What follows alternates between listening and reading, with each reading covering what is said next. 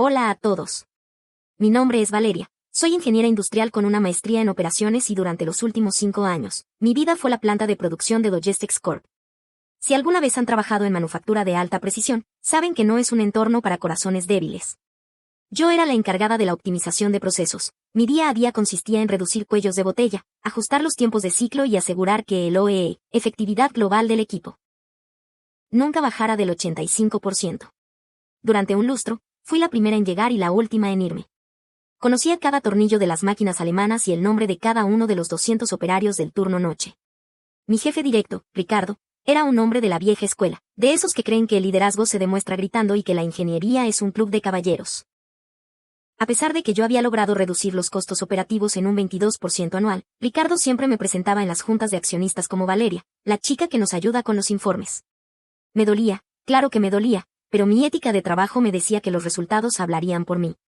Lo que no sabía era que, para hombres como Ricardo, los resultados no tienen rostro de mujer, y que mi lealtad estaba siendo usada para construir el pedestal de su propia mediocridad.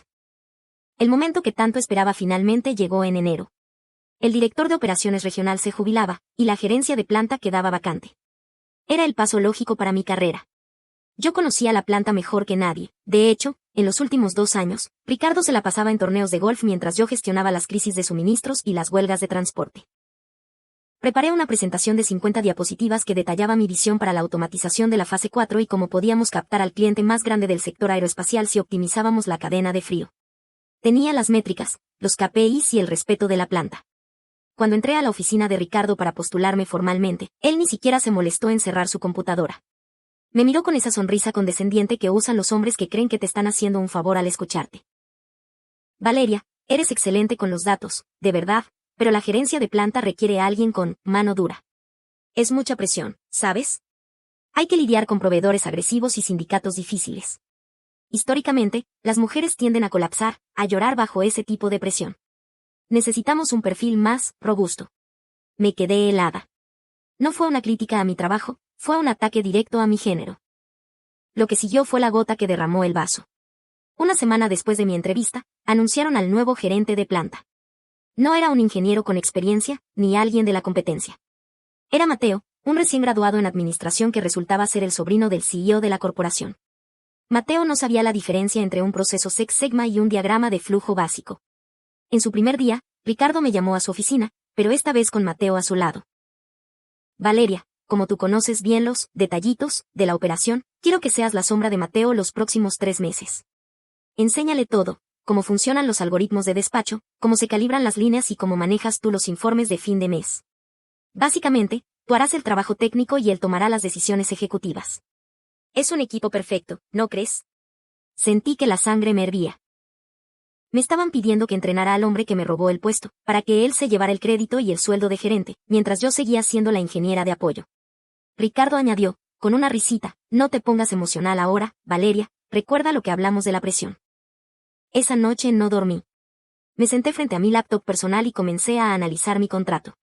Como yo misma había diseñado el software de gestión de rutas y el algoritmo de balanceo de líneas que usaba la empresa, sabía que la propiedad intelectual era compartida, pero el mantenimiento y las claves de acceso críticas eran exclusivamente mías bajo un protocolo de seguridad que ellos mismos habían aprobado por pereza. Me di cuenta de que Logistics Corp no funcionaba por Ricardo o por el nuevo gerente Mateo, funcionaba por los macros que yo había programado en Excel y los scripts de Python que optimizaban el inventario en tiempo real. Si yo me iba, la planta volvería a la edad de piedra en menos de 48 horas. Decidí que no iba a llorar ni a gritar. Iba a ser tan fría y eficiente como uno de mis procesos industriales. Comencé a preparar mi carta de renuncia, pero no era una carta común. Era un documento de cese de soporte técnico y profesional. Empecé a limpiar mis archivos personales de la red de la empresa, dejando solo lo estrictamente legal según mi contrato. Dejé de alimentar el algoritmo de predicción de demanda que evitaba que nos quedáramos sin stock. Simplemente, dejé que el sistema funcionara en piloto automático, sabiendo que sin intervención humana experta, el piloto automático choca contra la montaña en cuestión de horas. El lunes por la mañana, llegué a la oficina a las 7 de la mañana como siempre. Ricardo y Mateo estaban en una junta desayunando con los representantes del cliente estrella, una empresa aeroespacial que estaba a punto de firmar un contrato de $15 millones. Entré a la sala de juntas, dejé un sobre blanco frente a Ricardo y dije con una calma que me sorprendió a mí misma. Señores, mi contrato estipula un preaviso de 15 días, pero dado que mi cargo actual es de apoyo técnico, y no tengo personal a cargo según sus propias palabras, estoy haciendo uso de mis vacaciones acumuladas y días compensatorios. Mi renuncia es efectiva a partir de este segundo. Ricardo se rió, pensando que era un berrinche. Valeria, no seas ridícula, tenemos la auditoría del cliente estrella en 2 horas. Siéntate y prepara el reporte de capacidad de carga. Me acerqué a la puerta y le dije, el reporte está en el sistema, Ricardo. O al menos, la versión que un perfil no robusto pudo generar. Suerte con la presión. Salí de la empresa, apagué mi teléfono corporativo y lo tiré a un basurero en el estacionamiento. No sabía que, mientras yo manejaba hacia un spa para mi primer día de descanso en años, la planta de Logistics Corp estaba a punto de vivir su mayor colapso logístico en la historia. El cronómetro para su ruina había comenzado. Eran las 10 de la mañana de lunes y yo estaba sentada en un café frente al mar, disfrutando de un capuchino que sabía a gloria. Mi teléfono personal estaba en modo no molestar, pero podía ver las notificaciones acumulándose como una avalancha. Sabía exactamente qué estaba pasando en la planta sin estar allí. Verán, el sistema de despacho que yo diseñé funciona con una técnica llamada Just in Time, justo a tiempo. Si el ingeniero a cargo no valida las órdenes de materia prima antes de las 9:30 am, el sistema bloquea automáticamente la línea de ensamblaje para evitar producir con materiales defectuosos o inexistentes. Ricardo siempre pensó que eso era un botón que se presiona solo. Lo que no sabía es que ese botón requiere una verificación de parámetros de calidad que solo yo sabía ejecutar. En la planta, las máquinas se detuvieron. Los 200 operarios se quedaron de brazos cruzados. El silencio en una fábrica es el sonido más caro del mundo. Cada minuto de inactividad le costaba a la empresa aproximadamente $1,200 en costos fijos y penalizaciones. Y lo mejor de todo, Mateo, el nuevo gerente, ni siquiera sabía dónde estaba el panel de control maestro. Mientras las máquinas se enfriaban, la junta con el cliente estrella, una multinacional aeroespacial con tolerancia cero a los retrasos, se tornaba violenta. Según me enteré después por mi ex asistente, Ricardo intentó proyectar mi reporte de capacidad, pero como yo había desvinculado las macros de Excel de la base de datos en tiempo real, algo totalmente legal, ya que eran mis herramientas personalizadas, la pantalla solo mostraba errores de referencia no encontrada. El director de la multinacional miró a Mateo y le pidió una explicación sobre el cuello de botella en la línea 4. Mateo, sudando frío y ajustándose la corbata de seda que le regaló su tío el CEO, solo pudo decir, estamos experimentando una fluctuación técnica en los flujos de trabajo. Valeria, nuestra asistente, se encargará de corregirlo en breve. Cuando el director le informó que Valeria acababa de renunciar frente a él hace 2 horas, el silencio en la sala fue tan pesado que se podía cortar con un cuchillo. La confianza, el activo más difícil de construir en logística, se evaporó en un segundo. Para el mediodía, la planta era un caos. Los camiones de los proveedores estaban haciendo fila por 3 cuadras porque nadie podía autorizar el ingreso de mercancía en el software. Mateo intentó arreglarlo entrando al código fuente del programa de gestión que yo había dejado en la computadora principal. Fue como darle un bisturí a un niño para que hiciera una neurocirugía. En su desesperación por demostrar mano dura, Mateo borró accidentalmente los protocolos de seguridad de las grúas automatizadas. El resultado fue un desastre logístico. 2 montacargas chocaron en el pasillo principal de despacho, bloqueando la única salida de producto terminado. Ricardo gritaba por los pasillos, buscando a alguien que supiera reiniciar el servidor, pero todos los ingenieros junior que yo había formado simplemente se encogieron de hombros. Valeria era la que tenía las llaves digitales de encriptación, dijeron. La presión de la que Ricardo tanto hablaba no estaba haciendo llorar a una mujer, estaba haciendo que 2 hombres supuestamente robustos perdieran el control de sus esfínteres frente a toda la nómina. A la 1:30 de la tarde, decidí revisar mi teléfono. Tenía 45 llamadas perdidas de Ricardo y 12 mensajes de texto de Mateo que pasaron de la soberbia a la súplica en cuestión de horas. El primero decía, Valeria, deja de jugar y regresa. Tienes que arreglar el error del servidor inmediatamente. El segundo, esto es sabotaje, te vamos a demandar. Pero el último, enviado hace apenas 5 minutos, era el que más disfruté, Valeria, por favor, responde. El cliente estrella dice que si no ve la producción andando en 1 hora, cancelan el contrato y ejecutan la cláusula de incumplimiento de $2 millones. Ayúdanos.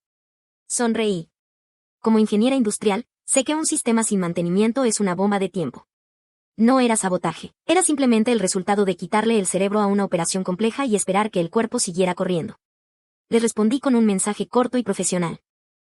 Como se discutió en la mañana, ya no soy empleada de Logistics Corp. Sugiero que el gerente de planta use su perfil robusto para gestionar la crisis. Saludos. Justo cuando pensaba que la tarde sería tranquila, mi teléfono sonó con un número que no tenía guardado, pero cuyo prefijo conocía bien, la oficina central. Era el CEO, el tío de Mateo. Su voz no era la de un hombre poderoso, sino la de alguien que estaba viendo cómo su patrimonio se incendiaba. Valeria, he oído que hubo un malentendido con Ricardo. Quiero que sepas que valoramos mucho tu trabajo. Olvida lo que pasó. Te ofrezco el puesto de gerente adjunta ahora mismo y un bono de $10,000 si vienes y pones la planta en marcha antes de que el cliente estrella se retire. Me reí en voz alta. Señor, con todo respeto, el tiempo de los bonos por malentendidos terminó a las 7 de la mañana. No quiero ser adjunta de alguien que no sabe distinguir un rodamiento de una tuerca. Además, el cliente estrella no es mi único problema ahora. He recibido 3 llamadas de cazatalentos de sus competidores directos en la última hora. El CEO guardó silencio. Aquí es donde viene el primer giro. Yo no solo me llevé mi conocimiento, me llevé la confianza de los operarios. Mientras hablábamos, recibí un mensaje de texto del líder del sindicato. Ingeniera, si usted no vuelve como jefa, nosotros iniciamos paro indefinido por falta de condiciones de seguridad. Nadie confía en el niño nuevo.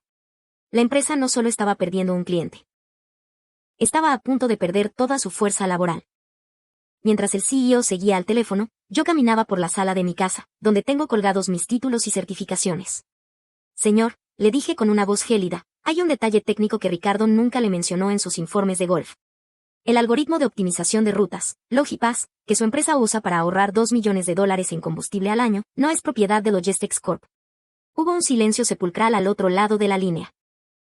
Verán, cuando entré a la empresa como ingeniera junior hace 5 años, registré ese código como un proyecto de tesis externa antes de implementarlo. Mi contrato especificaba que la empresa tenía una licencia de uso mientras yo fuera empleada activa. Al renunciar, esa licencia expiró automáticamente a las 8 de la mañana de hoy. Lo que Mateo está intentando reiniciar en la planta no es un error de sistema, continué, es un software bloqueado legalmente por falta de derechos de autor. Si intentan forzarlo, estarán cometiendo un delito federal de propiedad intelectual frente a los auditores del cliente estrella. Escuché un gemido ahogado del CEO. El perfil robusto de sus gerentes acababa de chocar contra un muro legal que yo había construido ladrillo a ladrillo durante años. En la planta, la situación pasó de caótica a desesperada. El director del cliente estrella, un hombre que valora la precisión por encima de todo, exigió ver las hojas de cálculo de mantenimiento preventivo. Mateo, tratando de impresionar, abrió una carpeta física que yo había dejado etiquetada como mantenimiento crítico. Lo que no sabía es que yo había dejado esa carpeta llena de diagramas de flujo de procesos de una fábrica de helados que usé para un ejemplo académico años atrás. Cuando el director vio que el gerente de planta estaba tratando de explicar la producción de piezas aeroespaciales usando manuales de refrigeración de lácteos, simplemente cerró su maletín. Ricardo, dijo el director mirando a mi ex jefe, esto es un insulto a mi inteligencia. Me dijeron que tenían a la mejor ingeniera del sector y me encuentro con un niño que no sabe leer un plano y un sistema que está bloqueado por robo de software. La penalización por incumplimiento de contrato no es de 2 millones. Dadas las mentiras, invocaremos la cláusula de negligencia criminal. Son 5 millones. Ricardo, el hombre que decía que las mujeres no aguantan la presión, se desplomó en su silla, pálido y sudando frío. A las 3 de la tarde, el sindicato cumplió su promesa. El líder sindical, un hombre rudo llamado Don Jorge que me respetaba porque yo misma le enseñé a usar las tablets de control de inventario, apagó el interruptor principal de la planta. Si la ingeniera Valeria no firma los protocolos de seguridad, aquí no se mueve ni una tuerca, anunció por el megáfono. Ricardo intentó amenazarlos con despidos masivos, pero Don Jorge solo se rió. ¿Con qué dinero nos va a liquidar, don Ricardo? ¿Con el que acaba de perder con el cliente estrella? Fue el golpe de gracia. Los supervisores de línea, hombres que Ricardo creía que lo respaldarían por lealtad masculina, simplemente se quitaron los cascos y se sentaron en el comedor. Habían visto cómo me trataron por años y sabían que, si yo caía, ellos eran los siguientes en la lista de prescindibles. El ecosistema industrial que yo había equilibrado con tanto esfuerzo se había vuelto contra sus captores. Te ofrezco una dirección regional y el presupuesto para montar tu propia división de consultoría logística. Y por supuesto, queremos comprar la licencia de tu algoritmo, LogiPass, por una cifra de 7 números. Me quedé sin palabras. La presión no me hizo llorar, me hizo millonaria en menos de 8 horas. Tenía 2 opciones, volver para salvar el barco que intentó hundirme o unirme al iceberg que lo iba a terminar de partir. A las 5 de la tarde, recibí un video por WhatsApp de mi ex asistente. Era una grabación de la oficina del CEO en la planta. Ricardo estaba de pie, con la corbata deshecha y los ojos rojos, sí, estaba llorando, frente al CEO y los auditores. El CEO le gritaba tan fuerte que se escuchaba a través de las paredes. Me dijiste que ella era una asistente. Me dijiste que Mateo podía manejarlo. Acabamos de perder el 40% de nuestra facturación anual en una tarde. Ricardo balbuceaba excusas sobre la inestabilidad emocional de las mujeres, pero el CEO le lanzó un fajo de papeles a la cara. La única inestabilidad aquí es tu incompetencia. Valeria nos tiene contra la pared y tú estás despedido, Ricardo. Lárgate antes de que te demande por daños y perjuicios. Ver a mi robusto jefe siendo escoltado fuera del edificio por los mismos guardias a los que él les gritaba, mientras Mateo se escondía en el baño, fue el cierre perfecto para mi primer día de desempleo. Pero la historia no termina aquí. Porque el cliente estrella no quería irse a la competencia, me quería a mí. El martes por la mañana, desperté sin la alarma de las 5 de la mañana por primera vez en un lustro. Mientras preparaba un café, revisé las noticias del sector industrial en mi tablet. El titular de gestión de operaciones era devastador. Logistics Corp en caída libre. Fallo masivo en cadena de suministro pone en riesgo contrato aeroespacial. Las acciones de la empresa habían caído un 12% en la apertura del mercado. Sentí una mezcla de orgullo y una fría satisfacción técnica. No era alegría por el mal ajeno, era la validación de mi propia arquitectura de procesos. Ricardo siempre dijo que yo era demasiado emocional, pero lo que estaba viendo en las noticias era el resultado de una decisión puramente lógica. Si quitas el soporte vital de un organismo complejo, este muere. Me vestí con mi mejor traje sastre, no para ir a pedir empleo, sino para recibir a mis clientes. Porque sabía que, a esta hora, el CEO de Logistics Corp ya no estaba buscando una gerente. Estaba buscando un milagro. Y el milagro tenía nombre de mujer y un título de ingeniera industrial. Antes de salir, recibí una llamada de Mateo, mi ex asistente, no el sobrino, sino mi verdadero apoyo en la planta. Valeria, no vas a creer lo que encontramos, me dijo susurrando. Ricardo intentó entrar a tu oficina anoche con un cerrajero para llevarse los discos duros externos, pero se activó el protocolo de borrado remoto que instalaste el mes pasado. Me reí. Aquí es donde entra el tercer giro, yo no protegí mi software sola. Meses atrás, cuando empecé a notar el favoritismo hacia el sobrino, me alié con el jefe de seguridad informática, un hombre llamado Esteban que también estaba cansado de los maltratos de Ricardo. Juntos, creamos un interruptor de hombre muerto. Si mi usuario era dado de baja del sistema de nóminas sin una transición de mando de 30 días, el servidor encriptaba toda la base de datos logística.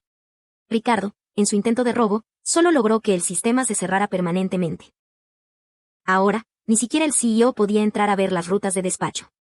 Yo no solo me había ido, me había llevado las paredes, el techo y los cimientos digitales de la empresa.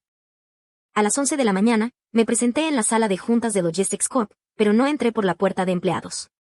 Entré por la recepción de visitantes distinguidos, con una tarjeta que decía, Valeria Consultoría de Sistemas Industriales. El CEO me esperaba con ojeras profundas y 3 abogados a su lado. Ricardo no estaba. Me enteré de que lo habían escoltado fuera del edificio esposado por intento de robo de propiedad intelectual. Valeria, por favor, siéntate, dijo el CEO con una voz que había perdido toda su arrogancia. Tenemos una crisis nacional. El cliente estrella nos ha dado un ultimátum de 4 horas antes de rescindir el contrato formalmente. Mateo, bueno, mi sobrino ha sido asignado a tareas administrativas en otra ciudad. Queremos que regreses como directora general de operaciones. Nombra tu sueldo. Lo miré fijamente, crucé las manos sobre la mesa y sonreí. Señor, no han entendido la situación. No voy a ser su empleada. No voy a ser la mujer que aguanta la presión, para salvarle el pellejo a una junta directiva que me llamó asistente por 5 años. Mi empresa de consultoría les ofrece un servicio de rescate de emergencia. Los abogados del CEO se miraron entre sí, confundidos. ¿Servicio de rescate?, preguntó uno. Exactamente, respondí, sacando un documento de mi carpeta. Mis honorarios por reactivar el algoritmo Logipass y estabilizar la planta en las próximas 24 horas son de $500,000, pagados por adelantado. Además, exijo un contrato de consultoría externa por los próximos 2 años con una retribución mensual que triplica mi antiguo salario. Y por último, quiero que firmen un documento de disculpa pública admitiendo que la empresa incurrió en prácticas de discriminación de género bajo la gestión anterior. El CEO golpeó la mesa. Eso es extorsión. Podríamos demandarte. Me levanté tranquilamente. Pueden intentarlo. Pero mientras sus abogados redactan la demanda, el cliente estrella estará firmando con Aerodynamics. Mi reloj dice que les quedan 3 horas y 45 minutos. Ah, y por cierto, Aerodynamics ya me hizo una oferta mejor, pero yo prefiero ser dueña de mi tiempo. ¿Firman o sigo con mi café? El silencio en la sala era tan denso que casi se podía sentir la presión atmosférica. El CEO, el hombre que construyó un imperio, tuvo que bajar la cabeza frente a la ingeniera que despreció. A las 12:30 del mediodía, firmaron cada una de las cláusulas. El dinero fue transferido a mi cuenta de empresa en menos de 10 minutos. Entré a la planta de producción escoltada por el CEO, pero esta vez, el ambiente era eléctrico. Los operarios, liderados por don Jorge, empezaron a aplaudir en cuanto me vieron cruzar el portón principal. No era un aplauso para la empresa, era un aplauso para la justicia. Me dirigí directamente al panel de control central, conecté mi laptop personal y, con un solo comando de voz, desbloqueé el servidor.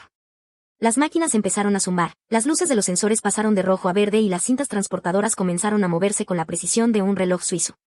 El director del cliente estrella, que todavía estaba en el edificio revisando los términos de la cancelación, bajó a la planta.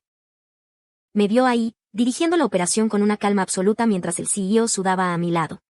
El director se acercó, me estrechó la mano y dijo, ingeniera Valeria, si usted está a cargo, mi contrato se queda aquí. Pero solo si usted es la que firma cada reporte de calidad de ahora en adelante. Miré al CEO, quien asintió humillado. La presión no me hizo llorar, me hizo la mujer más poderosa de la industria. Con la planta zumbando a plena capacidad y el cliente estrella firmando la renovación del contrato bajo mis nuevas condiciones, me tomé un momento para caminar por el pasillo de la gerencia. Ya no era una empleada buscando aprobación, era la consultora externa que sostenía el respirador artificial de una corporación multimillonaria. Entré a mi antigua oficina, la que Ricardo me negó, y encontré a Mateo, el sobrino, intentando meter sus cosas en una caja de cartón. Estaba pálido, evitando mi mirada. Mateo, le dije con una calma gélida, la ingeniería no se trata de quién es tu tío, se trata de quien entiende el sistema cuando éste falla. Espero que en tu próximo puesto administrativo aprendas a leer, al menos, un cronograma básico.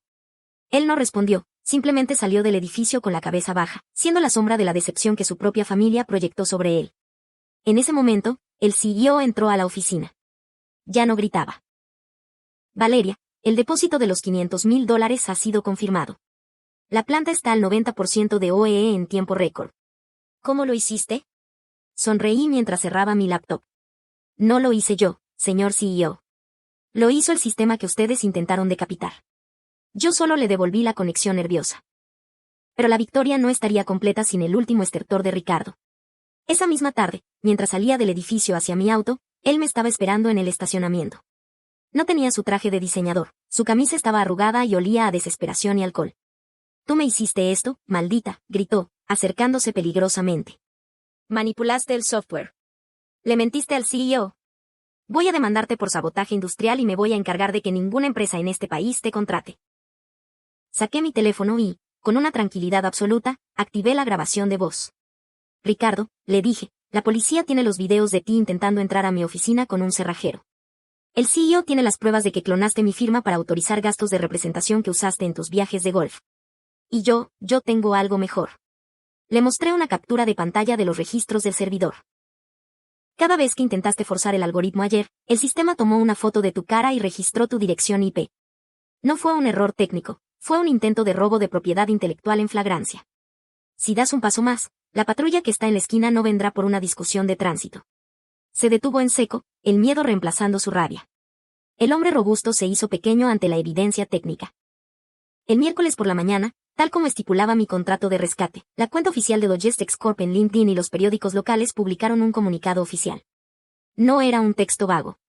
Decía explícitamente, Logistics Corp lamenta profundamente las prácticas de discriminación de género y la falta de reconocimiento profesional hacia la ingeniero Valeria M., cuya gestión técnica fue el pilar de nuestra excelencia operativa por 5 años. Reafirmamos nuestro compromiso con la meritocracia y la equidad. Ver ese texto fue mejor que el cheque de $500,000. Era el reconocimiento de que la presión no es una cuestión de género, sino de capacidad. Mis redes sociales explotaron. Cientos de ingenieras y administradoras me escribieron diciendo que mi historia les daba fuerzas para renunciar a sus propios techos de cristal. Me di cuenta de que mi venganza logística se había convertido en un movimiento de auditoría social. Pero el impacto no terminó ahí. Como parte de mi consultoría, exigí una auditoría completa de los mandos medios. Descubrimos que Ricardo no era el único. Había una red de favores donde se subestimaba a las mujeres con más antigüedad para promover a amigos y familiares con menos de la mitad de las certificaciones requeridas. El CEO, temiendo una demanda colectiva que hundiría las acciones definitivamente, tuvo que despedir a otros 3 directores de área. La planta empezó a respirar un aire nuevo. Los operarios trabajaban con más ánimo porque sabían que ahora el mérito era la única moneda de cambio. Yo, desde mi oficina de consultoría externa, supervisaba todo a través de mi iPad mientras tomaba clases de pilotaje de drones para inspección de almacenes. Había transformado una empresa tóxica en una máquina eficiente, pero lo hice desde afuera, donde nadie podía volver a decirme que tan robusta debía ser mi personalidad. tengo que contarles el giro que nadie vio venir. Una semana después de mi victoria, recibí un paquete anónimo en mi nueva oficina. Dentro había un disco duro y una nota que decía, Ricardo era solo un peón. Mira quién autorizó realmente el ascenso del sobrino desde hace 3 años. Al abrir los archivos, descubrí correos cifrados entre el CEO y mi propia madre, quien resultó ser una de las accionistas minoritarias silenciosas de la empresa a través de una sociedad pantalla. Mi madre, la mujer que siempre me decía que tuviera paciencia con los hombres, había estado bloqueando mis ascensos para que yo no me estresara y buscara un trabajo más femenino cerca de casa. Ella y el CEO habían pactado mi estancamiento profesional.